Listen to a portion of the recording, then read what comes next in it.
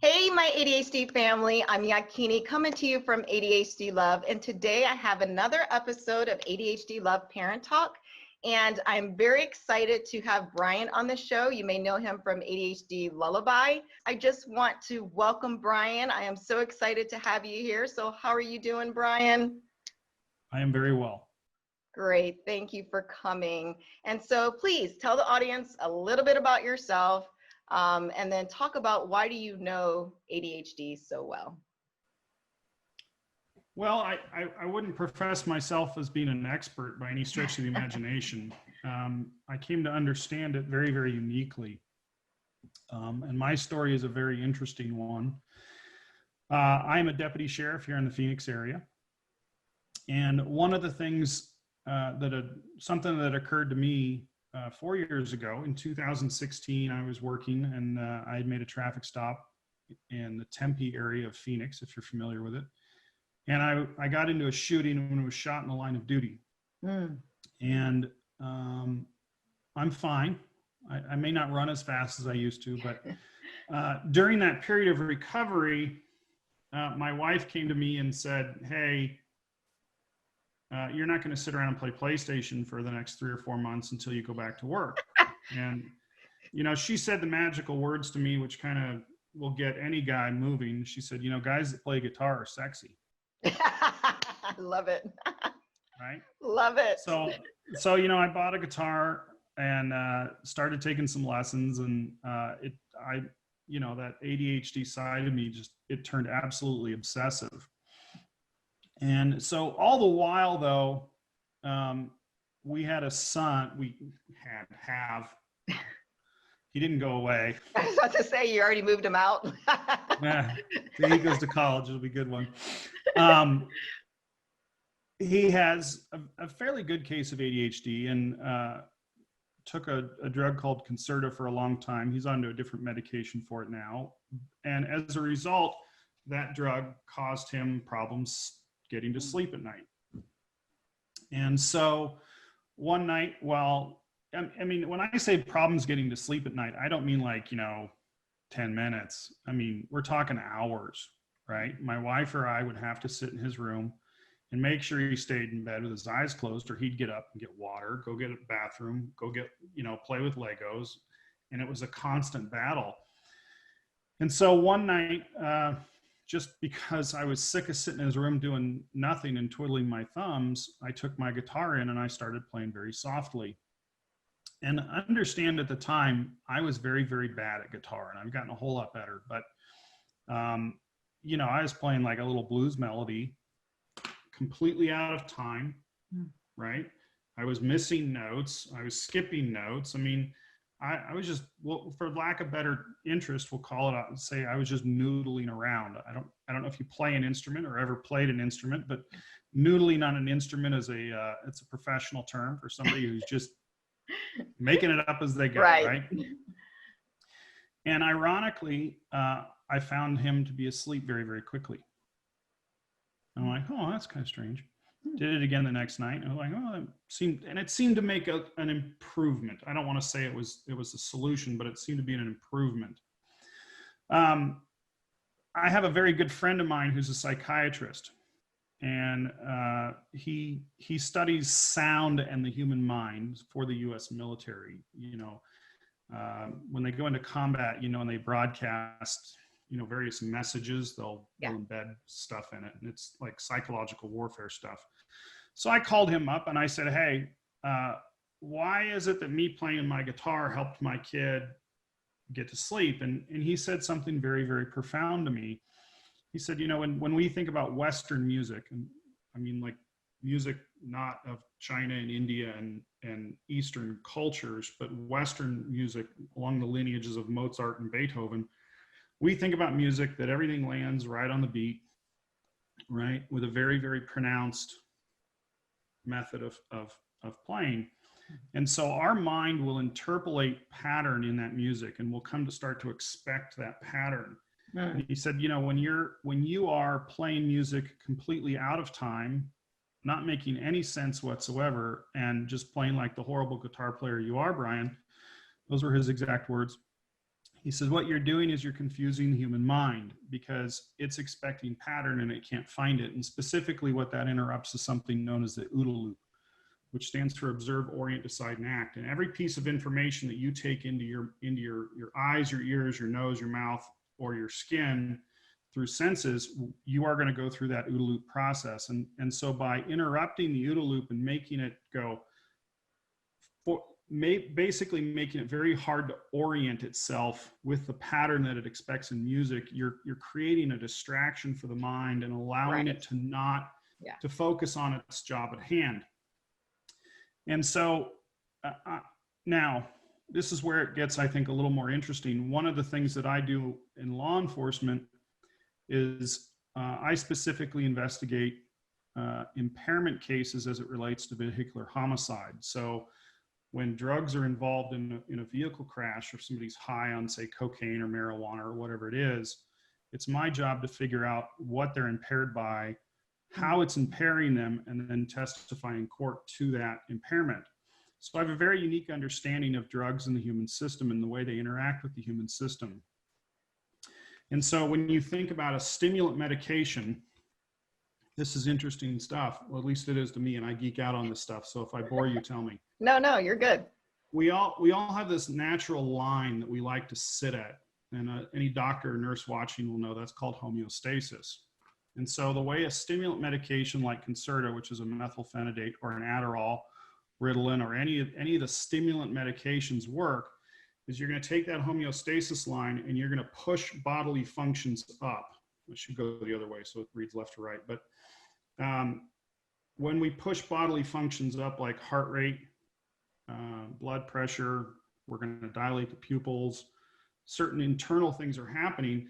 The mind does not want to be at this state up here. It wants to be at this line. And so what the mind then does is comes in and says, well, I'm going to pull down certain reactions to try to offset this part here to maintain this homeostasis. And so what that stimulant drug is essentially doing is it's creating an internal struggle to maintain homeostasis. Mm-hmm. And thereby, that's why we get that normalization, if you will, of behavior. So at the end of the day, though, the body still is wanting to enforce homeostasis. The drug is wearing off and the mind is still pulling down. So that's where we get that crash effect. Usually happens after about 12 hours with the extended release drugs that are out today. And at some point, the body gets low enough on that curve that it goes, whoa, this is bad. And it kicks into high gear and it dumps, I don't know what it dumps, but it's serotonin, dopamine, whatever else it dumps into the bloodstream to almost jumpstart and get back above that homeostasis line so it doesn't crash and die, as that's what it's really thinking. And so that's why we get that late day reaction. Mm-hmm.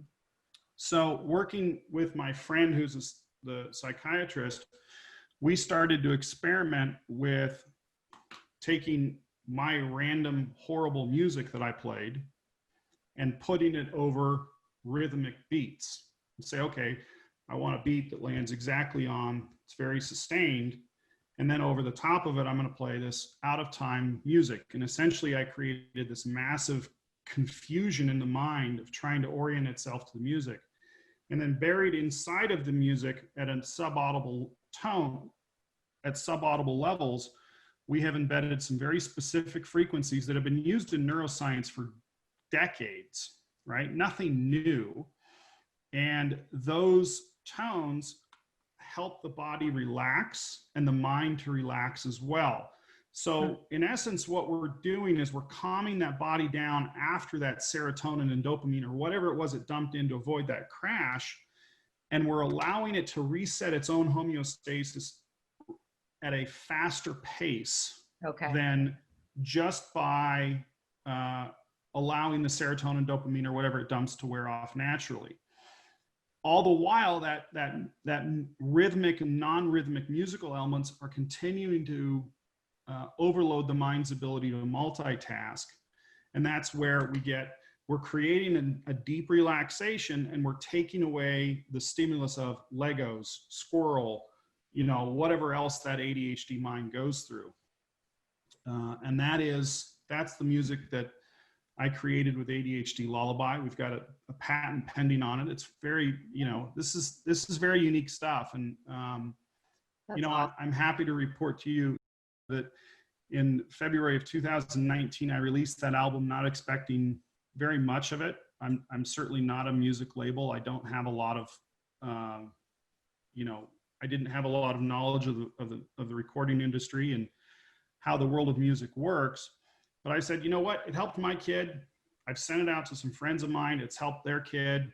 You know, we've done a lot of work on this, the psychiatrist and I, and we said, let's just put it out there and see what happens. And to date, within about 2 weeks of releasing, it became the #1 children's new release on Amazon for children's lullabies. And since then, it has maintained in the top 10 children's lullabies on Amazon for going on over 2 years. Yeah, well, a year and a half, thereabouts. Okay. It charted on Billboard for 26 weeks, which is amazing. I mean, this is an album which a normal person listens to and goes, that's not normal music. We know, right? It's not There's a reason for that, right? Yeah. Right? If you have ADHD, listen to this and give it a try. And realistically, it's helped thousands and thousands of kids at this point. It's been streamed. I think we've had about 5 million streams between Spotify and Amazon Music and Apple Music. I mean, so for what it is and for not having a record label, it's done phenomenally well. You know, there are outlets such as your outlet here where the word continues to spread and we continue to help more and more kids. And the best part about this, and I'm gonna quote Dr. Hallowell, who wrote the Driven Distraction book, is this is non-pharmaceutical. Right. Right? I mean, this is not an Ambien or a sleep aid that the kid has to take in order to calm down and get some sleep at night. Now, does it work every night? No. Does it work with every kid? No. I wish it was a magic, you know, magic wand that I could wave and help them all, but it's not, right? But resoundingly, from what we're seeing and, you know, from reviews I'm seeing and what I hear back from parents and non-scientific studies of my own, about 9 out of 10 kids in that 6 to 13 age range that it was recorded for, it's really helping and it's doing wonders. So that's awesome. Yeah, and I played a little bit for my son, actually probably for about a week in a row while he was studying, because he tends to be, you know, all over the place. And I did see a difference in terms of just the calming aspect. And that's why I was like, oh, I've got to talk to him. Because it's amazing. It's absolutely amazing. And my children are musical children. So like you know, they play, I've played classical, you know, on my belly, you know, since they were in my tummy, and they play, you know, my son plays the violin and my daughter plays the cello, and they listen to classical music while, you know, we're studying or walking around or when I wake up, or when they wake up. So it was really interesting just to even see the dynamics change in terms of the calming aspect when I played your music compared to playing what they were used to hearing. You know, it was just amazing. So yeah, I think it's amazing. I mean, I just do. You know, it's interesting that you say that your kids are training in music and classical music and listening to it, because, you know, the non-rhythmic parts of this, I equate to that guy clapping out of time at church, right? I mean, if you're classically trained and you're going, you know, you're sitting here counting 1 E and a 2 E and a 3 E and a 4 E and a, while you're hearing music, because that's what musicians end up doing, right? And you're like, wait, what the, you can't figure out what the heck is going on. And I have had feedback from some people that are classically trained musicians. They're like, I have no idea what I listen to and I can't make sense of it, and it drives me crazy. But you're not supposed to. Well, and my response to them is, you know, look, you can't think of this as music per se. It's musical, but really what it is it's functional sound, and it's quite a bit different. So now where it gets interesting is, so I'm working in collaboration with a guy out of Shanghai who has ADHD, and we kind of found each other, and he's a hip hop artist of sorts. And so we're coming out with a lo-fi beats version of ADHD Lullaby. We'll see what happens with it. I don't know. It sounds great. It's really cool. It's a little bit of a different twist. And, you know, our hope there was that it would appeal to people that like different genres of music. I've got another collaboration with a lady that's trained in piano, and, you know, so we're trying to reach the masses a little bit better with it, because not all kids like, you know, the blues jazz that I do. And, you know, so who knows, we'll see. But no, that's awesome. That's really cool. So I want to get into a little bit about, you know, as you learned about your son having ADHD. So first of all, what age was he diagnosed, and what type? You know, I think he was probably diagnosed around 6. About 6 years old. And what type? Yeah, so we took him in. He saw a psychiatrist who specifically does testing. Okay. And I don't know if we got a type diagnosis as much as we got just kind of the general. A dual diagnosis of ADHD with anxiety. Okay. And in that process too, we also, she also did some IQ testing. Mm-hmm. And found that, you know, he's off the charts in math and logic. But and this is an interesting thing. She called him a 2E kid, and I don't know if you've heard that term before. And this is one of the struggles that he has, is so his math and logical reasoning is way up here, but his communication skills are way down here, and there's this like internal struggle constantly. And so but no, we never got a diagnosis of inattentive or hyperactive. I would probably put him more, I don't even know.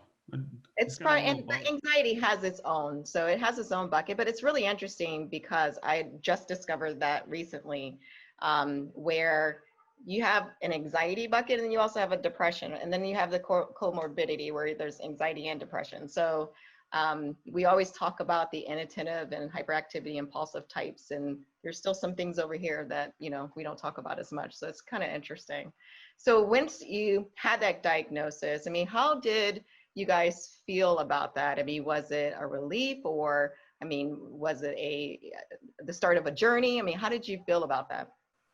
You know, when he was initially diagnosed, I think it was relief, because we knew what it was, right? You know, we couldn't quite,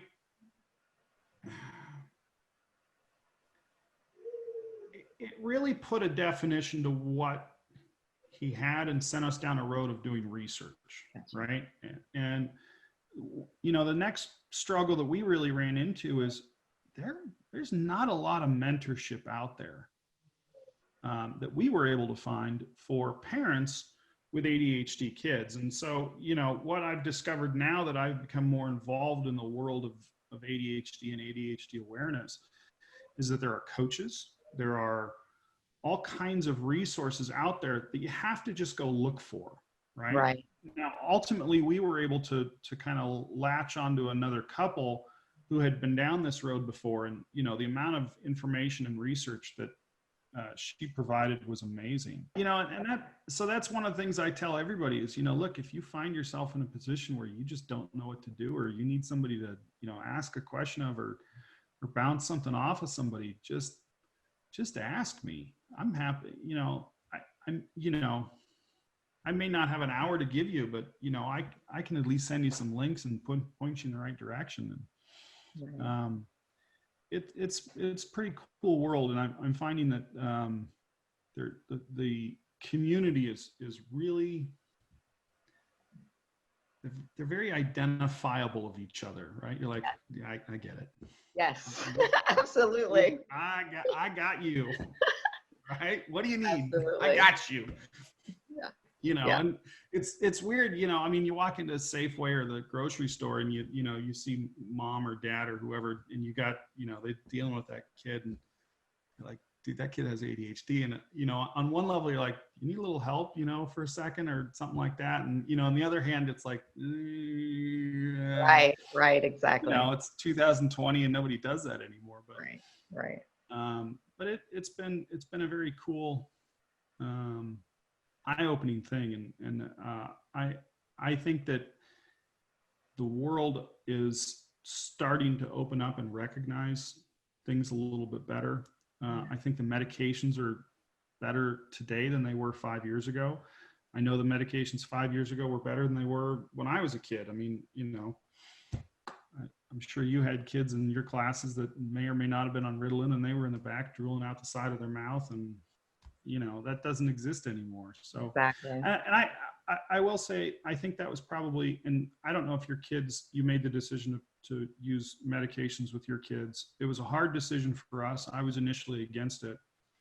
But it was probably the best decision we made because he's happy, he's well adjusted, he makes friends, he gets, he does pretty well in school.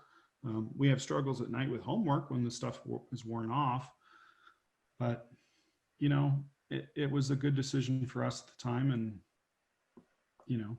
Yeah.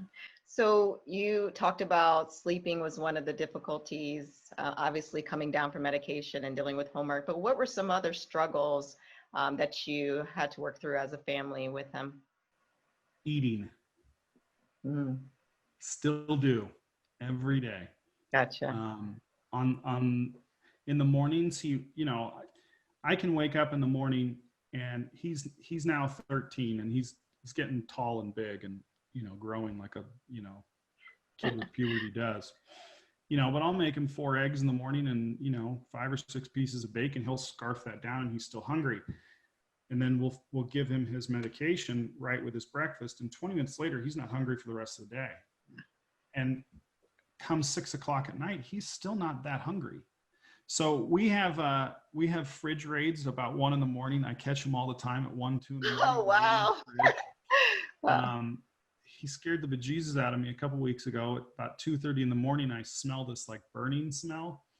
And I'm like, what is that? I go into the kitchen and he's sitting there making, top ramen on the stove. And I'm like, no, not at 2:30 in the morning. You're not turning on the stove at 2:30. I don't want my house burned down while we're all sleeping. Peanut butter and jelly, dude. Come on, man. Right. Yeah. So, it's really interesting to hear you say that because I remember I'm part of some of those communities on Facebook, and that's one of the primary conversations. And how their child just raids the kitchen, like you said, 1, 2 o'clock in the morning, and just pretty much eats up everything. And I said, to your point, as long as they're not burning something, I'm probably going to even have a shelf for them. Like, here you go, here's your stash. On one level, it's annoying because, some days he'll wake us up and, or he'll eat something that he's not supposed to. We have to hide anything with sugar in it. Yeah. Right. Yeah. There are certain things we just can't buy because, as much as I like him or his brother likes him or his mom, we don't generally have soda in the house because he'll drink a 12-pack of Coke like it's nothing. He's got that addiction to sugar when he's not on his pill, and I think that's kind of I don't know if that's a good thing or a bad thing. I think it's probably a placeholder for his medication on days when his medication's worn off and his body somehow knows it. I don't know, but anything with sugar we have to hide. Cakes, cookies. Oh yeah, I can see that. So the fortunate side is, he likes other things too. And, so he'll eat an entire block of cheese. Stuff's not cheap, right? What's a block of cheese? A pound of cheese, what, $8, $10? Yeah. It's gone one night. Like, dude, you don't have a job? Oh, that is too funny. So what tips do you have for parents? So parents who just discovered that their child has ADHD, they're just about to start that path. They don't know what to do. Just what are some of your tips for them? You're not alone, right? And you're not a bad parent. And it's okay for you to get frustrated. right? It's, everybody finds and figures out their way of dealing with it. You'll figure out yours. You're going to feel like a bad parent some days. Don't, right? Trust me, the kid loves you no matter what. I mean, that's the stuff you have to remember. It's interesting you asked that question. Let me see if I can find it really quick. If you go onto my website, which is ADHDlullaby.com, and you go under the blog, I did something very interesting years ago, and I got to find it, is I posted the question on Facebook of, to parents, what's the one thing you wish you had known? And so here it is. It was posted April 18th, 2019. And I said, what is your number one tip for a parent of a new diagnosed ADHD child? I got 277 responses, and I posted every one of them. Nice. So, I mean, everything from routine is key to lots and lots of wine.